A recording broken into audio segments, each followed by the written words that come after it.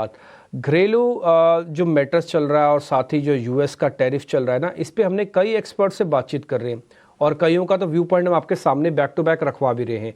इसी मुद्दे पर रेसिप्रोकल टैरिफ का असर कितना होगा, साथ ही इंपोर्ट्स के लिए कितनी बड़ी चिंता का विषय है भारत के साथ में ये बना हुआ।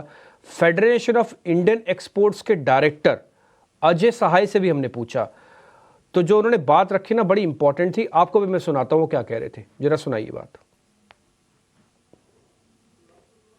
जो भी स्टेटमेंट्स है उसका इम्पैक्ट जरूर पड़ता है ट्रेड पे। अनसर्टेनिटी ज़्यादा होने से ट्रेड इम्पैक्ट होता है। तो जिस तरह का इस समय माहौल है उसको देखते हुए मुझे लगता है कि जो ग्लोबल ट्रेड की जो स्पीड है वो धीमी पड़ जाएगी। बिकॉज जब इतनी अनसर्टेनिटी रहेगा तो जो भी इम्पोर्टर है वो सोचेगा कि मैं इंपोर्ट करूं ना करूं। जब तक मैं इंपोर्ट करता हूं क्या लेवल ऑफ टैरिफ आएगा, उस टैरिफ पे मैं कंज्यूमर को गुड्स बेच पाऊंगा या नहीं बेच पाऊंगा।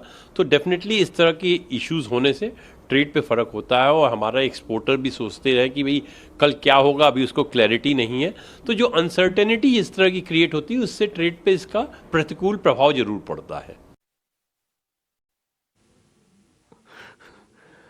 ठीक है, तो ये आप अजय सहाय को सुन रहे थे, वो कह रहे थे कि देखो फर्क तो पड़ता है। अच्छा, मैं आपको एक बात बताऊं, न केवल भारत के फीओ के अजय सहाय ये बात बोल रहे थे, बल्कि चाइना में भी बैठक हुई और उनके भी टारगेट स्लाइटली मिस हो सकते हैं, जो टारगेट हो ट्रेड के और अपनी करेंसी के या फिर वो लेके आते हैं। लेकिन उनका भी ये कहना है कि मैटर्स को अच्छे से हैंडल किया जा सकता है। एक बात आप अच्छे से समझ लीजिए, हम धीरे धीरे हम और आप सब लोग ही टैरिफ के इससे इम्यून होने लग जाएंगे, है ना। उसके बाद टैरिफ की चिंता बहुत ज़्यादा मार्केट्स में नहीं रहेगी। मेरा अपना कई सालों का एक्सपीरियंस है मार्केट्स को देखने समझने का। देख लीजिएगा, ये धीरे धीरे करके ना आप टैरिफ वाली चिंता को हट जाएंगे। आपको मालूम है ना, जब डोनाल्ड ट्रंप ने कांग्रेस में कहा कि हम रेसिप्रोकल टैक्स लगा रहे हैं, यानी कि दोनों लोग बैठे थे, डेमोक्रेट्स भी रिपब्लिकन भी बैठे हुए थे, उस कांग्रेस में कहा ना, उसी दिन से मार्केट का बॉटम बना। और उससे पहले जब वो मैक्सिको ब्राज़ील के ऊपर बोलते रहे वो 10-10% टैक्स लगा देंगे, तब हम बहुत ज़ोर से टूटते थे। हमारा तो नाम भी नहीं बोला, तब हम टूट रहे थे। तो थोड़ा कई बार क्या होता है, मार्केट्स पहले फ्यूचरिस्टिक मशीन है ना, पहले ही रिएक्ट कर देता है और एक्चुअली जिस समय इवेंट हो रहा होता है उस समय तो उसको डिस्काउंट कर रहा होता है।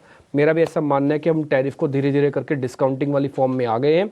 अब चाहे टैरिफ को लेकर अगर कोई नई बात नहीं होती है तो धीरे धीरे करके डिस्काउंट भी होता जाएगा। किरण जानी, एक काम आप और करेंगे, कल रिलायंस की कल क्लोजिंग काफ़ी अच्छी हुई है। आज फिर से काफ़ी उम्मीद है कि ये अपने वेटेज से मार्केट्स को ज़्यादा नीचे नहीं जाने देगा। एक बार आपका टेक, कल 1200 पाया है रिलायंस का, आज और चलेगा क्या?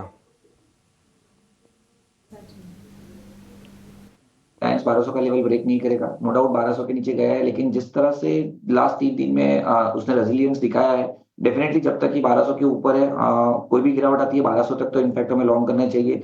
रिसेंटली जो बॉटम बने 1150 के, वो एक इमीडिएट सपोर्ट है लॉन्ग टर्म के लिए। और हमने देखा था कि लगातार वीकली चार्ट के ऊपर जब भी रिलायंस ने 25 से 30% का करेक्शन दिया, उसके बाद एक अच्छी खासी रैली देख सकते हैं हम। ऑलरेडी रिलायंस ने 1600 से 1150 यानी कि ऑलमोस्ट 35% का करेक्शन दे चुका है, इतना बड़ा लार्ज कैप कंपनी होने के बावजूद भी।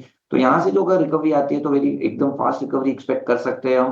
तो 1150 एक पोजिशनल स्टॉप लॉस है। ट्रेडिंग पॉइंट ऑफ व्यू आप 1190 का स्टॉप लॉस मेंटेन कीजिए और इमीडिएट लेवल में ऊपर में 1250 प्लस के टारगेट आप रिलायंस में एक्सपेक्ट कर सकते हो।